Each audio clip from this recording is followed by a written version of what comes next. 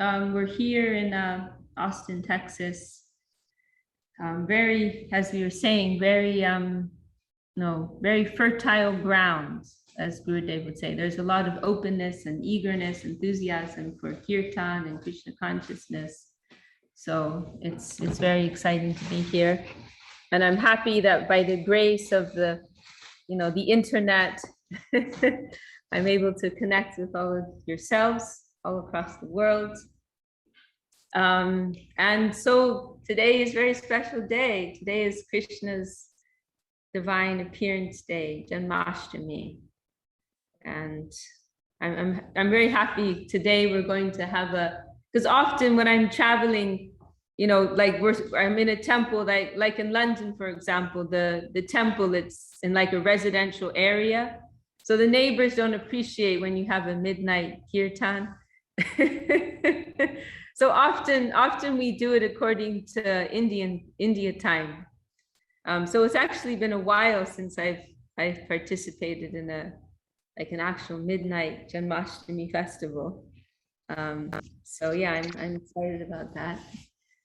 And there is a kind of an atmosphere of India here. We're on it's like subtropical climate here, and there's a big piece of land here, 10 acres. So there's some atmosphere of India also, which is very nice. But anyhow, so we have Arati. Arati just joined us. Hare Krishna. Welcome. So today is Krishna's birthday, Divine Appearance Day. What did you say? Yeah, Chinmoy's. Where are you streaming onto Facebook, Prabhu? Brajamohini-san. Is it Bhakti Connect, I think? Oh, he's frozen actually, Chinmoy. I think it's Bhakti. Yes, he's frozen. Okay, yeah, Bhakti. Okay, I think we lost our host, Chinmoy. Someone is the host now. Okay. So, what do you say, right? Krishna, the Supreme Personality of Godhead. Reality, the beautiful. We have been given this wonderful ideal of life. That there is a reality, the beautiful. Sri Krishna, reality, the beautiful. We were mentioning yesterday in some discussion, this film, The Matrix, and how, there's the red pill and the blue pill, and one pill will put you in this state of illusion, so you don't know what's really going on. And the other pill is like you see reality as it is. But that reality, it's a dark reality. It's a grim reality. But our gurus, the scriptures, they're telling us, no, it's true that you're disconnected from reality as it is. You're living in your own concocted version of reality. That much is true. However, the true reality is very beautiful. The true reality is very wonderful. To embrace our connection with the whole, to embrace our connection with the center. This is not something to be afraid of, but this is something to embrace, to celebrate, to run towards. And so, this very sweet and charming reality of Krishna, that's the supreme absolute. He is interested in love. He is interested in love. And so in his own divine abode, everything is revolving around that. And this conception, it is a very fine conception. Like Swami Maharaj Prabhupada, I think he used to say, like, this is, like the PhD level of religion. Not everyone can understand this. Not everyone can appreciate this. Why, simply put, like, why would God appear as a blue boy, a blue cowherd boy, and many devotees, they've shared with me that that when they first came to Krishna consciousness, this was something that they struggled with. First of all, the idea of a personal God is something that I think increasingly nowadays people, they feel more comfortable with the idea of an impersonal expression of divinity. So that's like already the idea of a personal. Oh wow, Kumkum Didi is joining us. What an honor. Dandavad Kumkum Didi. We're honored to have you with us today. She's our leader in San Jose, running the ladies ashram there. And also Tungarasa has joined us from Norway. Welcome. So yeah, we find nowadays that even the conception of a personal God, many persons they struggle with. They're more comfortable with the idea of a formless, formless entity, consciousness, an energy, And this is an idea that's already pervading conceptions like Buddhism and Mayavad in the Vedic tradition. Welcome, Kumkum Didi. Honored you could join us today. Now we can see your beautiful face. Please feel free to share anything at any time. Kumkum Didi, she's one of the first, who came to accept Krishna as the Supreme Personality of Godhead. When Srila Swami Maharaj Prabhupada brought this to America, she was one of the first to step forward to sign up for this. We have another devotee, Anjali, she lives in England, in Bournemouth. She also joined very early. And she mentioned how when she visited the famous Bhakti, she's British, and she visited the famous Bhaktivedanta Manor in England, Watford, outside of London. And she said when she was visiting there, she made this comment: a passing devotee informed me that Krishna was the Supreme Personality of Godhead. And I said, okay. So we see, there were, I didn't see, but we hear how there was so much energy, and there was this kind of like coming in connection with someone like Srila Swami Maharaj Prabhupada. There was this natural, and Kumkum can speak better about this, she was a part of that, like this natural faith arising in people, this simple, beautiful faith. This saint coming from India is telling them, like giving them the lowdown, what's the real version of things, and they're happily accepting. It's a very beautiful transaction of faith. And so yeah. Anyway, so many people, they're uncomfortable with the idea of a personal God nowadays.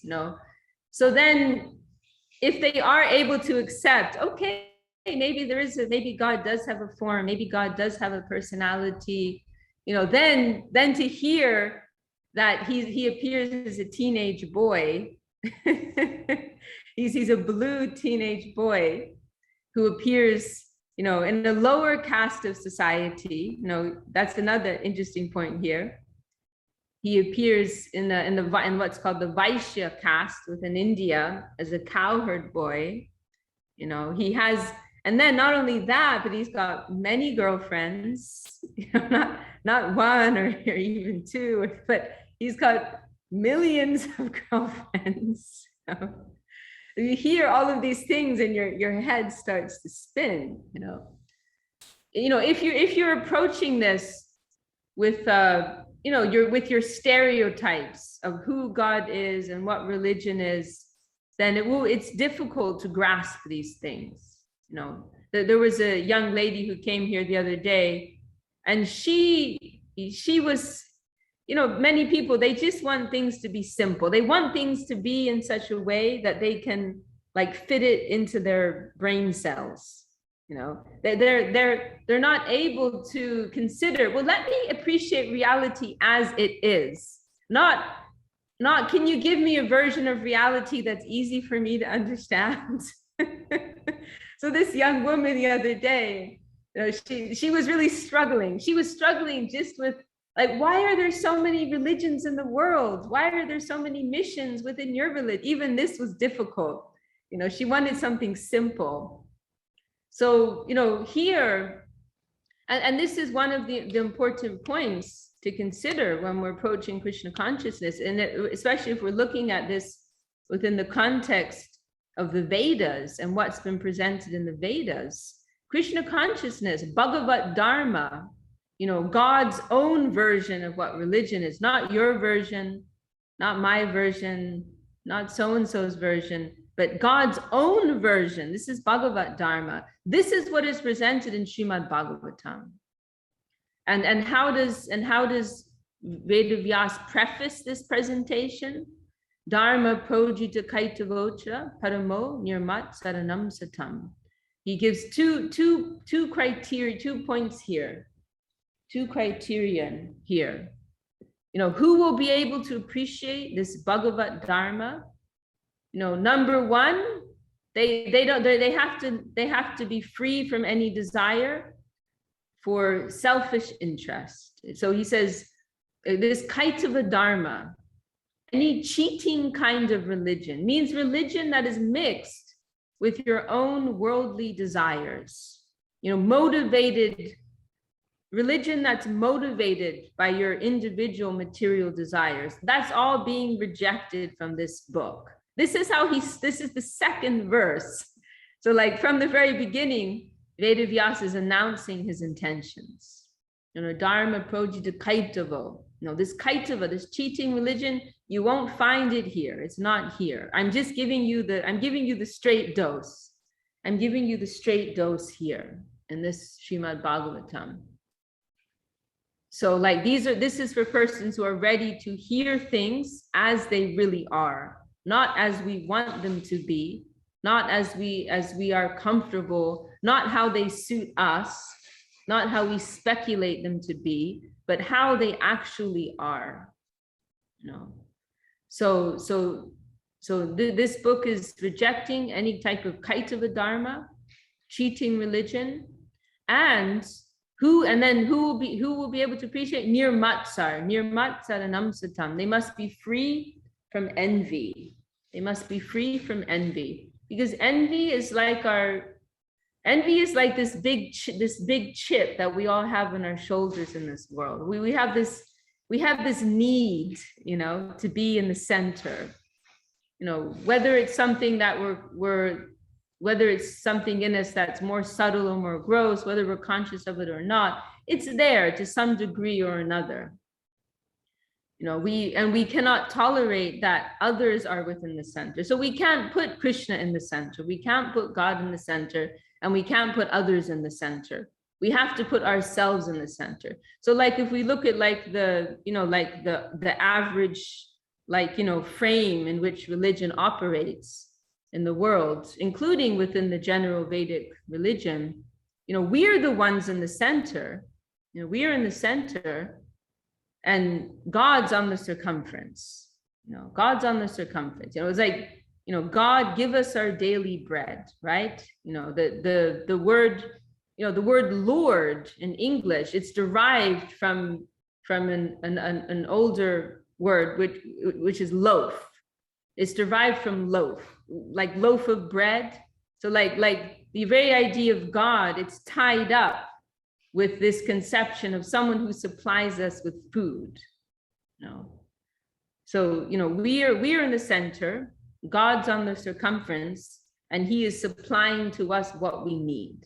We all praise God, we praise Jehovah, we praise Allah, we praise Vishnu, whichever deity it is, Brahma, Shiva, whichever deity it is that one is worshiping. We are Ra, we are praising the Almighty Lord. He is our benevolent Father who's taking care of us, and we can appreciate that. That's all very nice. But if we analyze that further, we're actually putting ourselves in the center there. No.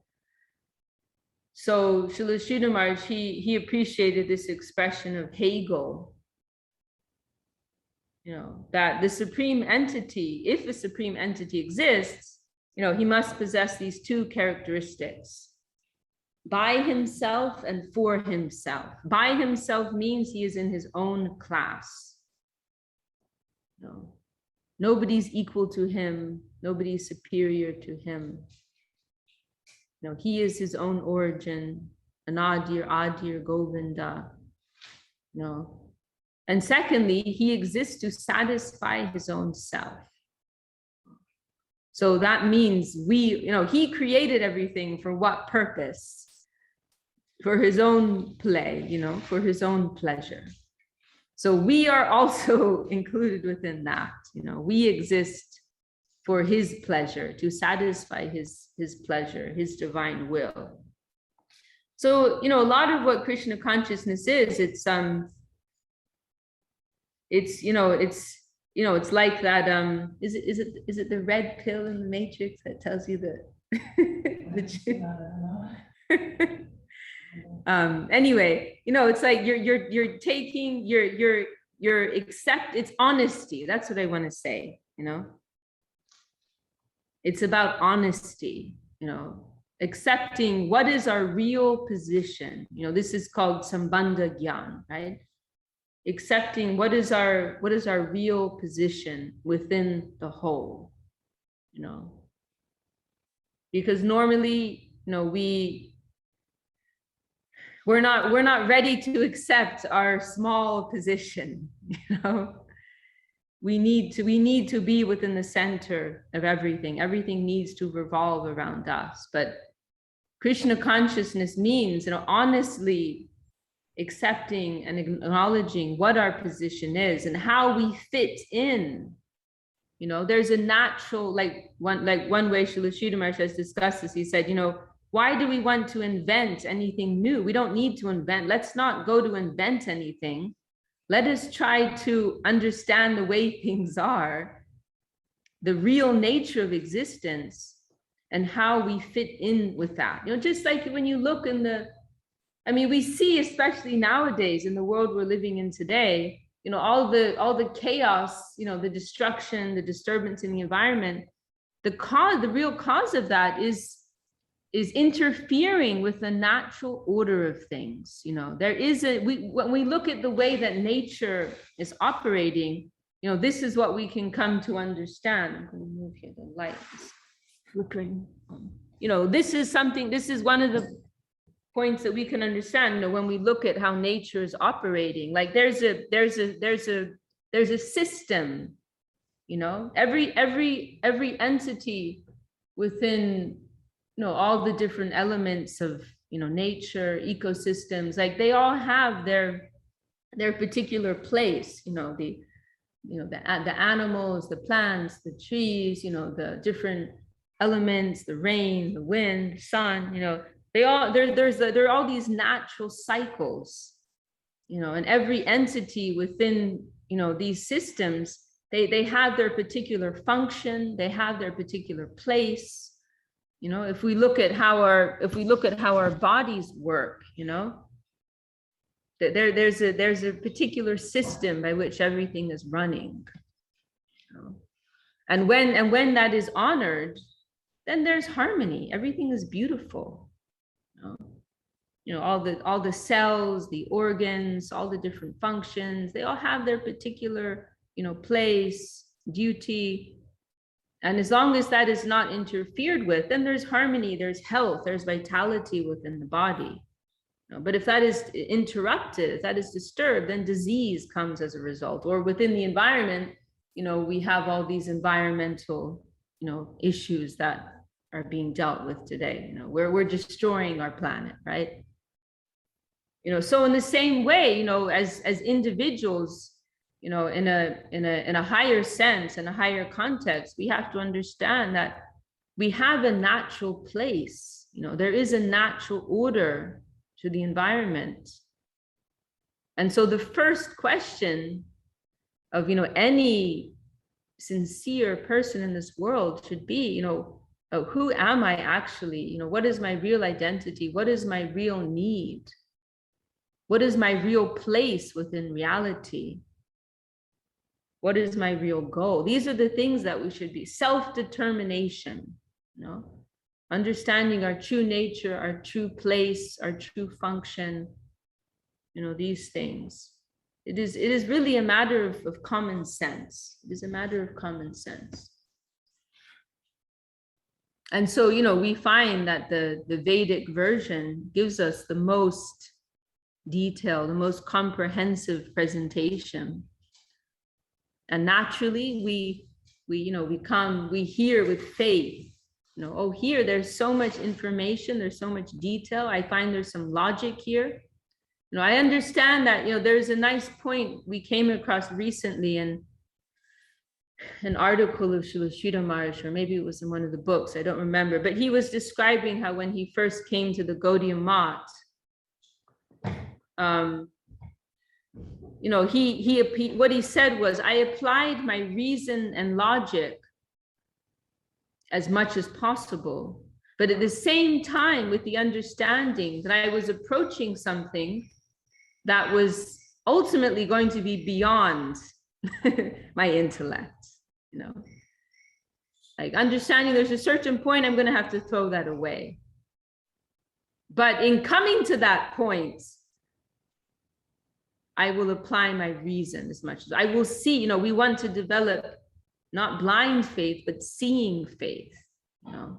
So we can approach Krishna consciousness in this systematic way, you know, and understand. Srila Maharaj, he told that to my mother directly when she took initiation. You should go, you should analyze these other systems of thought, other paths, and try to understand why Krishna consciousness is superior, you know. Yesterday, there's a friend here of Krishnananda who's like kind of running things here. And he has this friend, she's like a very cosmopolitan person, and she mixes with all these people and all these circles. And we've been talking with her. It's funny because she flew in on Friday and she joined this program that we had. And I could see as soon as I met her, like, oh, she's like, you know, this is going to be a hard nut to crack, you know, like she was, you know, like very intelligent, very sophisticated person. And she entered the program, like looking very wary. And I was like, oh, this is a tough one, you know. But then over these last few days, I've been watching, we've been talking, myself and other Brajamahini and others, we've been talking with her hours and hours, and she's been interacting in this family atmosphere. And I've been watching her like soften and soften and soften. And then last night we sat with her till midnight, and she just started just pouring her heart out. And she confessed, you know, when she first came, she was very like wary, very cautious. And she was saying, you know, like I had these prejudices about the Hare Krishnas, you know, like when I think of like when I think of Hare Krishnas, you know, I think of like some, you know, emotional person jumping and dancing with a tambourine or something. and so we were kind of joking, like, oh, we need to be rebranded or something, you know. But, you know, then she's getting to talk to the devotees, and she's understanding there's so much depth here. You know, there's depth of knowledge, there's depth of heart, there's so much substance here. And she's just, you know, melting under that, you know. So, you know, what I'm trying to say is, you know, like if we get past if people can get past like stereotypes, or they can get past their conventional prejudices about what religion is, what spirituality is, and actually like approach this in a systematic way, then where else are you going to end up? You know, this is where you're going to end up. You know, it's very clear. So, you know, if we can first come to understand, like, okay, there must be a God, there must be a personal entity, because, you know, personality is a part of this world. Where did that come from? There's so much sophistication, there's so much complexity. There must be a conscious source behind all these things. You know? And then then we've accepted, right? There is a conscious source, there is a God, and that God must have personality because we have personality, and personality is something sophisticated.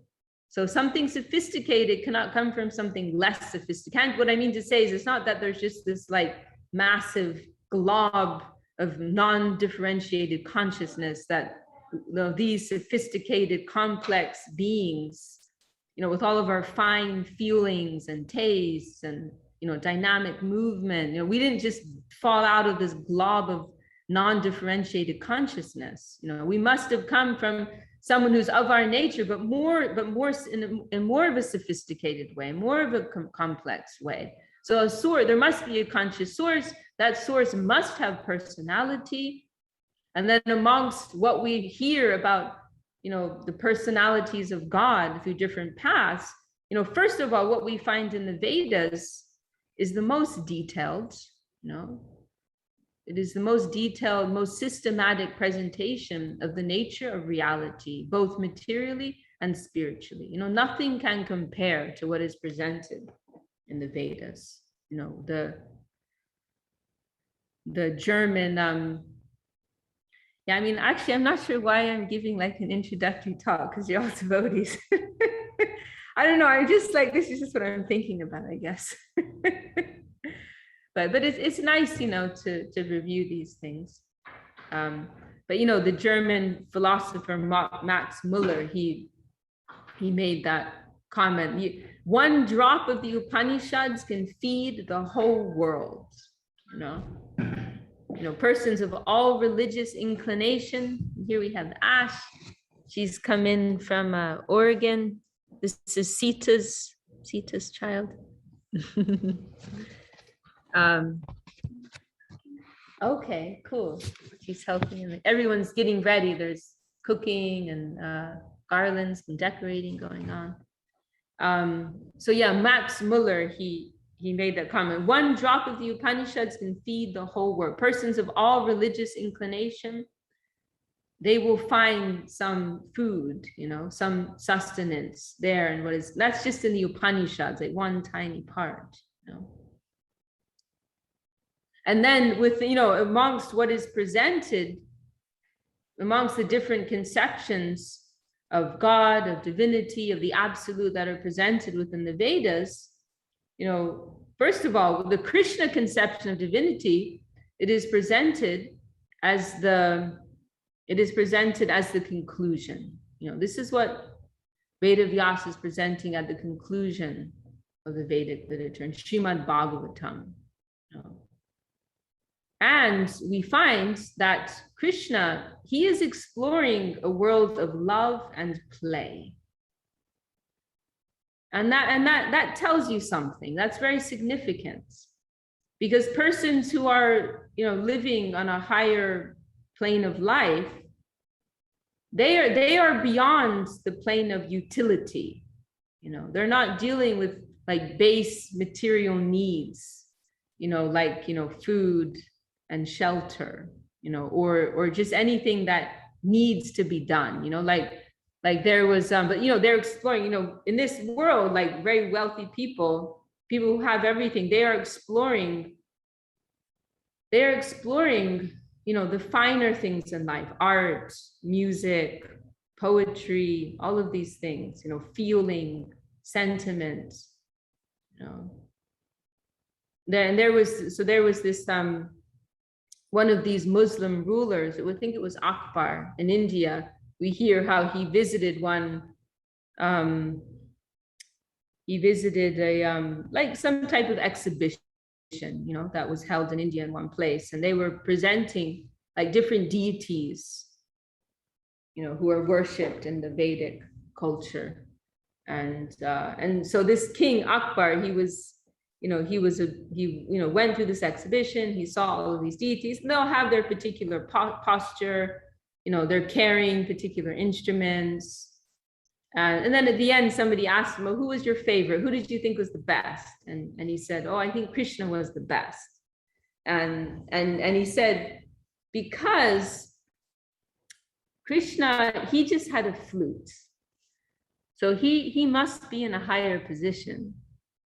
because he's just playing. The other gods, like if you look at Vishnu, he's got his Vishnu has got his club and his chakra, and Ramachandra's got his bow and arrow. Then you have other deities, like Kali, who's got her weapon. Shiva has his weapon, but Krishna's carrying the flute. That tells you something. That means he doesn't have a job.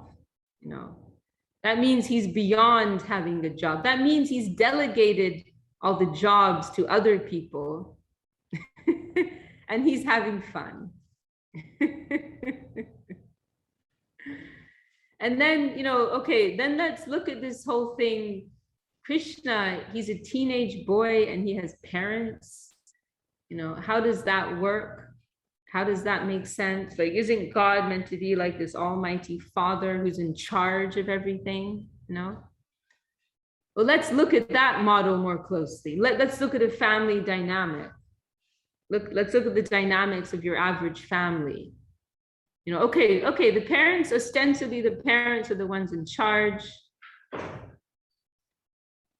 And, they say what's what, and they can control their children. They can tell their children what to do, and they can, tell them to take time out or whatever. But let's analyze. So then you'll say, okay, the parents are the ones in control, right? But let's look at this more closely. The parents, they have to go out and work all day. And for what? They're making money for their children. Like both of my sisters, they have young children, and their whole family lives revolve around the children. The parents are worrying about making money to pay the bills, and the kids are having fun. The kids are playing, and because the kids are so charming and adorable, they can manipulate their parents to do whatever they want, So it's interesting. The power of beauty and the power of love, it can override anything, any other type of power in this world. So you hear this expression of Srila Sridhar's, beauty over power. Beauty is a higher power than what we normally conceive of as power in this world. Power in the sense of position, wealth, control, resources, fame. These are the things we normally think of as making one powerful in this world.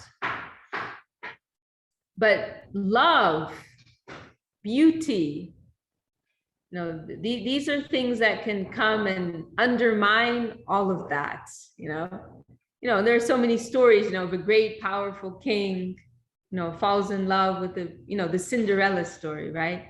Falls in love with the poor lady, and then she becomes a, powerful queen because of that link of love, or you'll see how, little children, their parents may be, the president of the United States, their dad may be the president, but as far as they're concerned, their dad's someone who gives them piggyback rides, and they can have their parents on their knees crawling and carrying them and making funny noises, So this is a refined conception. What our gurus are giving us, what Srimad Bhagavatam, what Sri Chaitanya Mahaprabhu is giving us. This is a very refined conception of the nature of reality. So Krishna appears in this hidden way. Why? To maximize his interactions of love and his loving exchanges with his beloved companions. So, at first glance, to the average person in the world, it's a bit of a head spin, But if you analyze this in a clear and a systematic way, appreciating all of these finer principles of life, then it makes perfect sense. Nothing else makes sense, actually.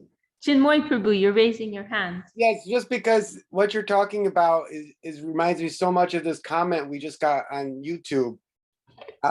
It was a video entitled by Madhusudana Maharaj entitled Balaram, God's older brother. And the comment was God/source cannot have an older brother.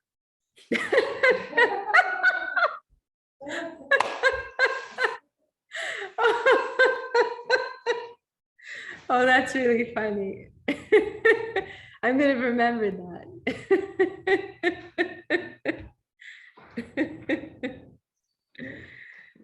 Yeah. So yeah, and then Krishna is very merciful. The Vedic presentation is very accommodating. And so for persons who aren't ready to embrace that, to understand that, then there are other aspects. There is that impersonal aspect, devoid of personality, who cannot have an older brother. Agreed. That is the Brahma, the Brahman, the Brahma expression of the Lord. So there's something for everyone. And for those who have some more refined sensibilities, there's nowhere else that they can go, actually. So we consider ourselves most blessed, to, and then like to go back to what we were saying at the beginning, oh yeah, about like reality the beautiful, people, what was I saying? No, I was discussing this point of how we try to put ourselves in the center, right? But what we can't conceive is that if we put Krishna in the center, if we put God in the center, not only will we be okay, it's not that we're going to be like bulldozed over, it's not that we're going to be like forgotten about, but things are going to be billions and billions of times better. It's going to be so much better. Yes, within embracing, approaching, entering that reality, we must take the position of a servant. But there's nothing lowly about that. There's nothing deficient about that. It is full, it is complete, it is ecstatic. We were mentioning this verse, I think last Monday, where Swapada Ramanam, this Bhagavatam verse describing how the earth, every particle of earth, feels when Krishna's lotus foot, when Krishna's lotus feet, is placed upon the earth, every particle of earth is filled with intense ecstasy. And Srila Sridhar Maharaj, he made the point that in this world, what to speak of, particle of earth, so many persons, they are neglected, exploited, neglected, forgotten, overlooked. The disease of this world is lack of consciousness. So there's so much unconsciousness, at every moment, like how many entities are within the atmosphere that we are not conscious of? How much is going on that we are not conscious of? How much destruction are we causing that we are not conscious of? How much disturbance are we causing others that we are not conscious of? Our disease is lack of consciousness. But in that world, in that higher world, every particle of sand, every grain of sand, every particle of soil, is, all well cared for, all reciprocating in this inconceivably wonderful way, with the Lord in exchanges of love. So one of our devotees in China, she published this article some years ago, serving beauty, serving beauty. Yes, we are actually, there's this wonderful line in Prapana Jivanamrita, which I thought I saw it here. He says, Srila Sridhar Maharaj says, yes, it is slavery, but it is slavery to the great force of love and beauty. Slavery to the great force of love and beauty. there's this line of Gurudev's, it's in Revealed Truth, where it's like something like, you know, you hear things sometimes from our gurus, and like they can be something very simple, but there's such a profoundly deeper, different angle of vision behind it. It just blows your mind. And there's just one like simple phrase of Gurudev's in Revealed Truth where he says the Jiva souls are very fortunate because they are so small and they can swim within the ocean of Krishna's ecstasy, or something like that, you know? Like we can swim in this ocean of Krishna's wonderful qualities, beauty, charm. So he says that they're very fortunate because they're so small. we can drown in this beauty, in this sweetness. Sarva Bhuta. Sarva, I was thinking about this verse, right? We naturally think of on this day. Sarva Bhuta Chamatkara Lila Kalola Varagya Tulya Madhur Prema Mandita Priya Mandala Shri Jagan Manasakarshi Murali Kala Kujita Ashama Nordra Rupa Vishma Pita Chara Chara. This is the verse of Rupa Goswami where, you know, we're talking about like approaching things in a systematic way. You know, our gurus, they have presented this in a scientific and clear way. So in Bhakti Rasamrita Sindhu, right, where Srila Rupa Goswami, he's you know, explaining. I mean, actually, I haven't read the book, but you know, we hear this verse from our gurus. But as I understand, he's explaining like, why is Krishna the Supreme Personality of Godhead? And so this verse here, he's describing these 4 unique qualities that only Krishna has.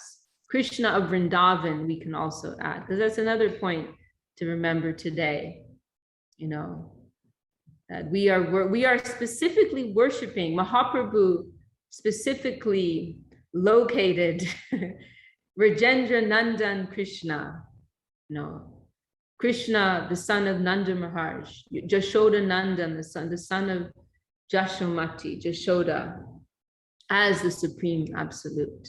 You know? So this Krishna, and then there's also, you know, Mathura Krishna, there's also Dwaraka Krishna, but it is this Krishna who is, you know, completely, and by the side of Radharani also, who is the most complete and most original expression of the absolute.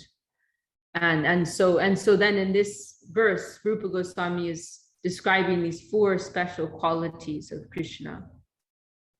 You know, yeah, so you know, there's so many Vishnu avatars, right? You know, but Krishna, from one perspective, we will say they're non-different, you know. You know, this subject has to be approached very carefully, actually. So, you know, from one, we can say Krishna and Vishnu, they're non-different. However, from the perspective of rasa, from the perspective of divine ecstatic feeling, Krishna has something more, you know.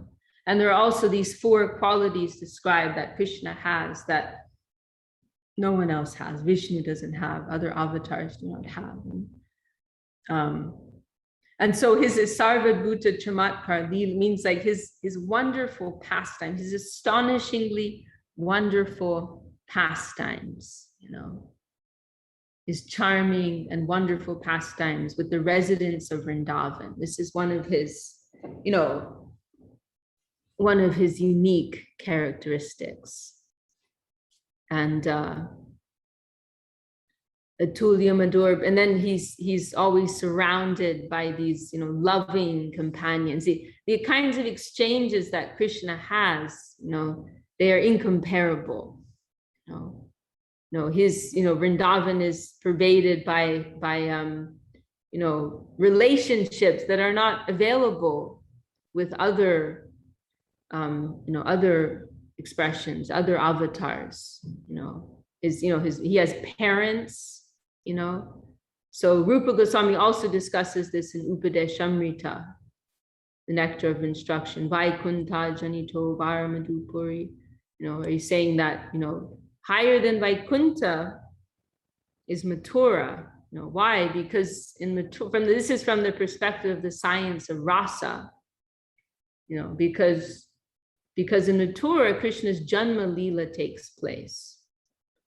And it's interesting, because it's like Chinmoy Prabhu's mentioning this guy on YouTube, like your normal stereotype about religion is like, if God has parents or if God has a big brother, he can't really be God, But from our perspective, from the analysis of, from the consideration of rasa, a more developed expression of God must have parents, must have a big brother.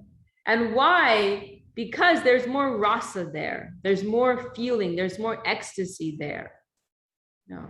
So there's some, if God doesn't have parents, there's a deficiency in the rasa. And not that he needs to have parents. This is all his divine play. Janma karma, chame divya. And this is an important verse in Bhagavad Gita, right? Janma, Krishna is saying, Janma karma, my birth, my janma, my karma, my activities, chame divyam, they are divine. They may appear, this is all like role playing. It's not that he needs to have parents. This is for fun. This is his leela, not something that's strictly necessary. This is his leela. And it is enhancing loving exchange. So in this verse in Upadeshamrita, Rupa Goswami, he's, Vaikuntha, above Vaikuntha's Mathura, because Krishna, he has a Janma Leela there. He has parents there. So that relationship is available. It's possible to have that relationship there. It's more complete. The rasa is more complete there. So it is higher. And then higher than Mathura is Vrindavan, because there the rasa leela takes place, more rasa, more intensity, of divine loving exchange. Then higher than Vrindavan is Govardhan, because there are more intimate pastimes, greater, or one way that Srila Sri, everything has, we can talk about these things in terms of leela and play, but there's deep ontology, there's deep, meaning behind all of this, so like one way Srila Sridhar Maharaj has explained the significance of Radha Kund, he said, it is the place where the degree of self-giving is at its acme. And so therefore, Krishna is reciprocating with that to the utmost. There's such Radha Kund, it's the place where the highest degree of self-giving and self-sacrifice is given to Krishna. And so therefore, Krishna is responding in kind. He is giving himself also in reciprocation with that. That is why Radha Kund, not like this is a geographical place on the map, but it is that plane of consciousness, where that type of deep reciprocation is taking place. So then to go back to that verse in Bhakti Rasamrita Sindhu, so Krishna's divine Leela, is incomparable there. So many charming pastimes, right? Brahma stealing the cowherd boys, and the Kali dancing on the Kaliya serpent, stealing butter, so many charming pastimes that don't compare with any other avatar of the Lord. Other avatars, they're coming like to save the world, to kill the demons, or whatever it may be, But with Krishna, there's this sweetness, there's this charm that's pervading everything. And then he's the second point Rupa Goswami mentions, he's always surrounded by his loving companions. There's this depth, within the relationships that Krishna has that you don't find anywhere else. And then his flute, Sri Jagan Manasakar Shri Murali Kali. This is the third quality mentioned. Krishna's wonderful flute, which is spreading throughout the three worlds, which is attracting everyone. Actually, that flute song is expressed as the Sankirtan movement. This is something Srila Sridhar Maharaj mentions. In this time, in this day and age, that flute song of Krishna, it is expressed as the Sankirtan movement in this world. Calling everyone, uplifting everyone, giving entrance into this wonderful Leela. And then finally, Krishna's beauty. Nobody's more beautiful than Krishna. And we hear even Krishna in Dwarka and in Mathura, they want to see that Vrindavan Krishna. There's a verse in Chaitanya Charitamrita describing how Krishna in Mathura, I think, he's looking at a painting of Vrindavan Krishna, and he's wishing, oh, I wish I could be one of the gopis, so I could embrace that this wonderful, beautiful form. When the Braja gopis meet Krishna and Kurukshetra, and this is Dwarka Krishna that they're meeting, they're a little disappointed, or a lot disappointed. This Dwarka Krishna is not the same as Vrindavan. This Vrindavan Krishna, he is incomparably beautiful. Nobody can compare with the beauty. Nobody can compete, as Gurudev would say. Nobody can compete with the beauty of Vrindavan Krishna.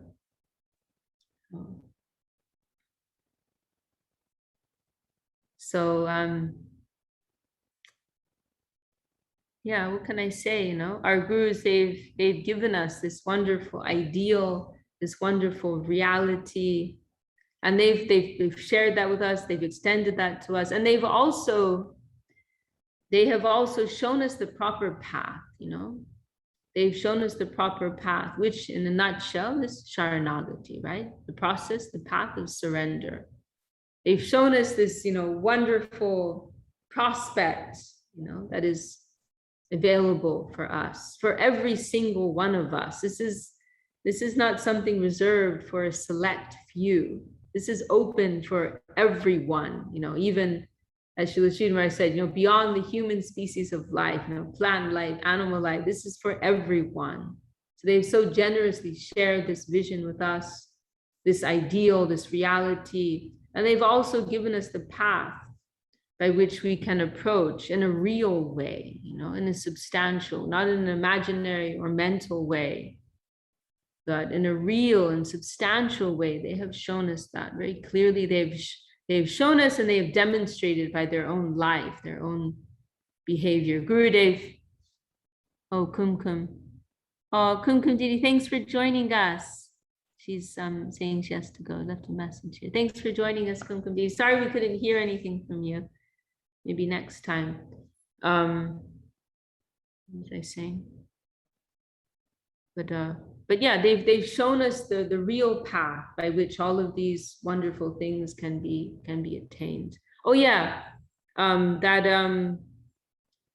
Gurudev mentioned about Srila Sridhar Maharaj once, how like Guru Maharaj, he didn't need to practice Krishna consciousness. Like he had Krishna consciousness within him already, but for our benefit, like out of his mercy, he showed us how to properly practice Krishna consciousness. And that is the same with our Gurudev. Srila Govinda Maharaj is the same, for all of our Guru Varga.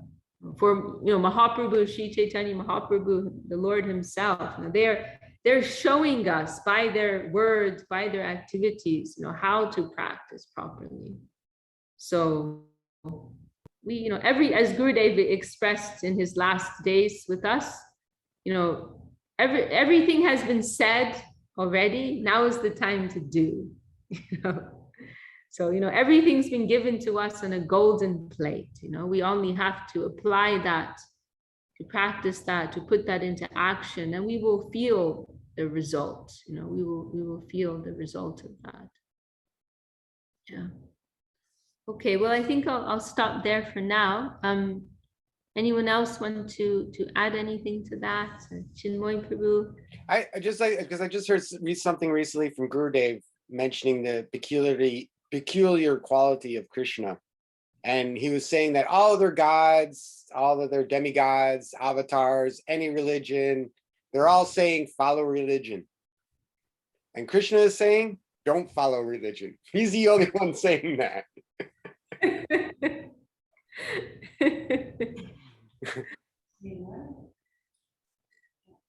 He's saying that all the gods they're saying, all the religions they're saying follow religion, right? God saying follow, but only Krishna says don't follow.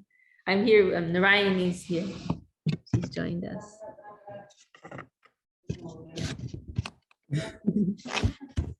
Giving us her good company. Yeah, very nice. Okay, well, I'm very happy, we could celebrate a little bit together this very special day. And next Monday, I think next Monday, I have to check my schedule, but I think I'll be able to join the meeting next Monday, but it'll be confirmed. Yeah. Okay. Well, should we close there? Any last words? Anyone? Seva Rupa's also joined us. It says Seva Rupa, Mexico, but you're not. Oh, this is a different Seva. Oh, this is in Tijuana. Dandavad. Oh, wow. I think you're joining. I thought there was another Rupa in South Africa. So here, you're in Tijuana. Is that right? No, Mexico City. You're in Mexico City. Okay. Okay. Oh, wow. Well, I think you're joining us for the first time today. Very nice to have you. Thank you. I'm Sundari's sister. That's right. I was thinking that, but I wasn't sure. That's right. You're Sundari's sister. Wow. Wow. How exciting. How exciting to listen to you. Are you living close to Sundari? 3 hours driving. Okay. A bit of a distance. Okay. Yeah. Okay. So you're in the city? Yeah. Okay, yeah, because I know Sundari lives outside of the city. So you're actually in the city. Okay. Right, she lives in Querétaro.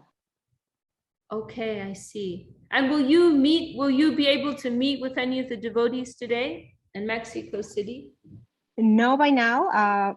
My husband had just contact with the person that let him know that he got the COVID. So we are going to be just in house. Okay. Yeah, there's a lot of complexity with these things now. Yeah. Well, anyhow, I'm really happy to have you with us. And my dandavad and affection to yourself, your husband, to Sundari, and to all the devotees in Mexico. My dandavats to you and all the gathering devotees in this very special day. Dandavats. Yeah, very special day. And there's more special days coming up. We're in this very special month. So we have Radhastami coming up, and we have Lalita Saptami, Jiva Goswami, Bhakti Vinod Thakur. It's a concentrated period, and it's so fortunate because on these days we get to absorb our consciousness more, and remembering these divine personalities, invoking their grace, within our humble endeavors in this world. Varun's also here. Where are you, Varun? Hey, yeah, I'm just at the car mechanic. Okay, you're in Santa Cruz, right? Yeah, I'm still in Santa Cruz. Okay, cool. And you're traveling to you're going to be with Chintamani and Jayadev soon. Correct. Yeah, I'm going tomorrow morning. Tomorrow morning. Okay. Well, Godspeed. Best wishes for your journey. Thank you. Okay. Well, maybe we'll stop there today. Yeah, Thank you, Didi, so much for joining with us on this special day. Jai Vishakha Devi Dasi ki Jai. Jai. Jai Shri Dev Goswami Maharaj ki Jai. Jai Shri Krishna Janmashtami ki Jai. Gaur Premanande. Thank you, Haribol.